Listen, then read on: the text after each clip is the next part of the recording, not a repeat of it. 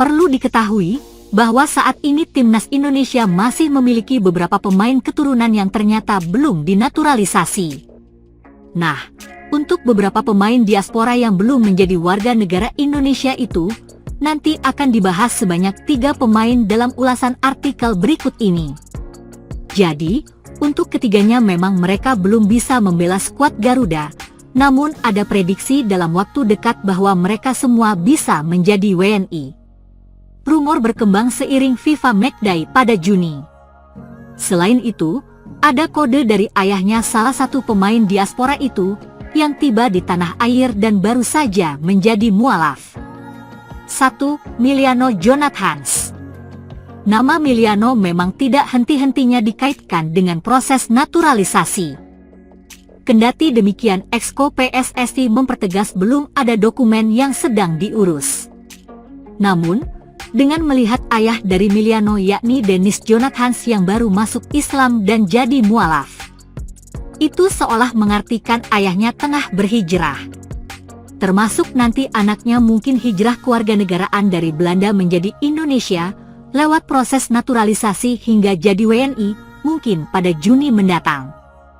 2. Mauro Zigestra.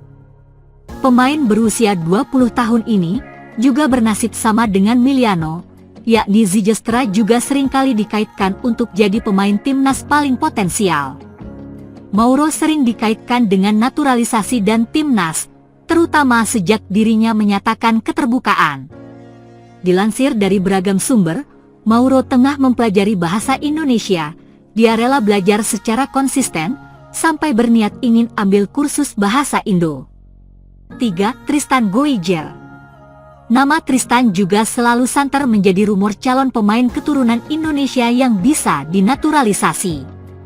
Bahkan digadang-gadang rampung pada bulan Juni. Dan ya, Goijer juga bersedia membela timnas dan menjadi WNI, itu pernah disampaikan olehnya pada beberapa saat yang lalu. Selain itu, Tristan menebar kode positif untuk naturalisasi dengan mencetak tato baru di bagian tubuhnya. Tulisannya pun tidak disangka, yakni keluarga. Akhir kata, ketiga pemain dari daftar di atas, baik Miliano, Mauro, Tristan, mereka merupakan contoh dari rumor pemain keturunan yang bisa dinaturalisasi. Terlebih melihat banyaknya kode yang bertebaran, dan juga memiliki banyak faktor pendukung, misalnya ayahnya Miliano yang tiba-tiba masuk Islam dan menjadi mualaf. Dunia sepak bola Indonesia belakangan diramaikan dengan kehadiran pemain-pemain baru hasil naturalisasi, dan salah satu nama yang mencuri perhatian adalah Miliano Jonathans.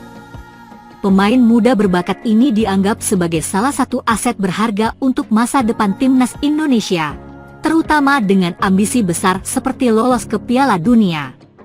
Lahir di Belanda dengan darah Indonesia dari sang ibu, Miliano Jonathans adalah contoh sempurna dari pemain diaspora yang bisa memperkuat skuad Garuda.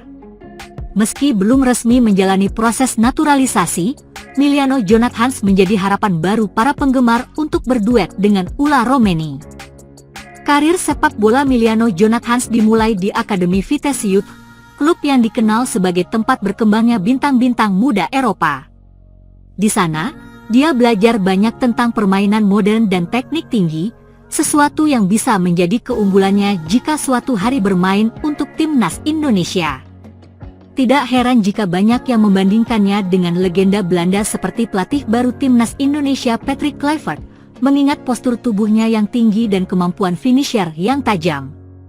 Meski masih muda, potensinya sudah terlihat sejak dini. Pada tahun 2022, Miliano Jonathans memulai karir profesionalnya dengan bergabung ke Vitesse Senior, klub yang bermain di Eerste Divisie, Liga kedua Belanda. Ini adalah langkah penting baginya untuk mendapatkan menit bermain dan pengalaman di level senior. Sebagai calon pemain naturalisasi, dia memiliki pilihan untuk membela Indonesia atau Belanda di level internasional. Namun, dengan semakin gencarnya program naturalisasi PSSI, harapan besar tertumpu padanya untuk suatu hari mengenakan jersey merah putih. Bakat Miliano Jonathans tidak hanya terlihat dari statistiknya, tapi juga dari gaya bermainnya yang atletis dan cerdas. dia bisa beroperasi sebagai penyerang tengah maupun sayap sesuai informasi yang diperoleh lewat halaman resmi Transfermarkt. Memberikan fleksibilitas bagi pelatih timnas Indonesia jika suatu hari dia dipanggil. Dengan tinggi badan sekitar 185 cm, Emiliano Jonathans juga menjadi ancaman serius jika Indonesia berada di bola mati. Sebuah aset berharga mengingat Indonesia sering kesulitan mencetak gol dari situasi set piece. Jika dia terus berkembang, bukan tidak mungkin namanya akan bersinar di Piala Dunia suatu hari nanti. Proses naturalisasi Emiliano Jonathans sebenarnya sudah menjadi pembicaraan hangat di kalangan pecinta sepak bola Indonesia. PSSI disebut-sebut sedang memantau perkembangannya, dan jika semua berjalan lancar, dia bisa segera memperkuat Garuda dalam waktu dekat. Jika dibandingkan dengan beberapa pemain diaspora lain, Emiliano Jonathans memiliki keunggulan karena usianya yang masih sangat muda, artinya dia bisa menjadi tulang punggung tim selama bertahun-tahun ke depan. Tantangan terbesar bagi Jonathans saat ini adalah konsistensi. Bermain di Eropa, apalagi di level kompetitif seperti Eredivisie, bukanlah hal mudah. Namun, jika dia bisa terus meningkatkan performa, bukan tidak mungkin klub-klub besar akan meliriknya. Jika itu terjadi, timnas Indonesia akan mendapatkan penyerang berkualitas yang bisa menjadi ujung tombak di ajang besar seperti Piala Dunia. Jeda internasional Juni menjadi angin segar bagi timnas Indonesia. Setelah mengalami keterbatasan waktu di jeda Maret, kali ini Patrick Kluivert berpeluang menggelar pemusatan latihan lebih lama. Pada jeda Maret lalu, timnas Indonesia hanya memiliki 2 hari latihan sebelum menghadapi Australia di kualifikasi Piala Dunia 2026. Hasilnya, skuad Garuda menelan kekalahan telak 1-5. Namun, setelah mendapat waktu persiapan lebih panjang sebelum melawan Bahrain, tim berhasil meraih kemenangan tipis 1-0 di Stadion Utama Gelora Bung Karno. Kali ini, jeda internasional Juni akan digelar setelah kompetisi klub rampung.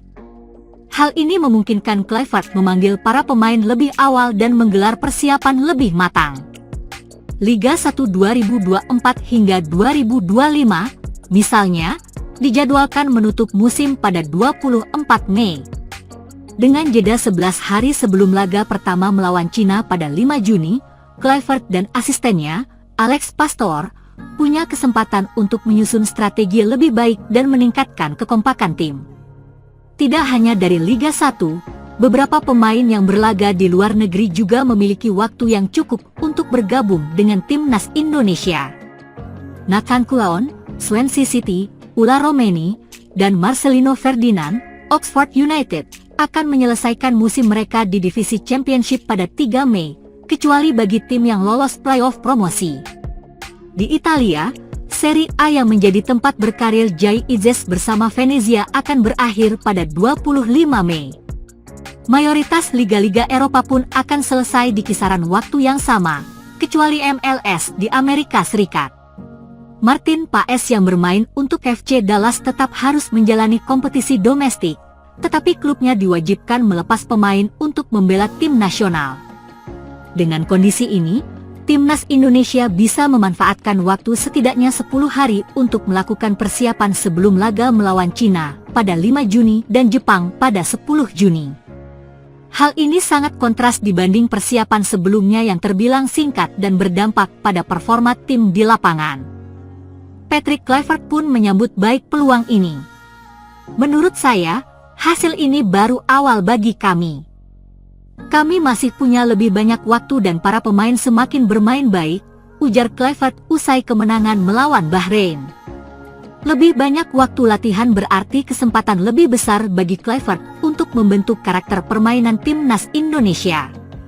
Para pemain juga memiliki peluang untuk lebih memahami taktik yang diterapkan oleh staf kepelatihan. Dengan persiapan yang lebih matang, harapan untuk meraih hasil positif pada laga-laga berikutnya semakin terbuka lebar. Kini, semua mata tertuju pada bagaimana Kluivert dan tim memanfaatkan momentum ini. Jeda internasional Juni bukan hanya sekadar agenda pertandingan. tetapi kesempatan emas bagi timnas Indonesia untuk menunjukkan perkembangan signifikan di bawah kepemimpinan Kluivert serta membuktikan kualitas mereka di kancah internasional.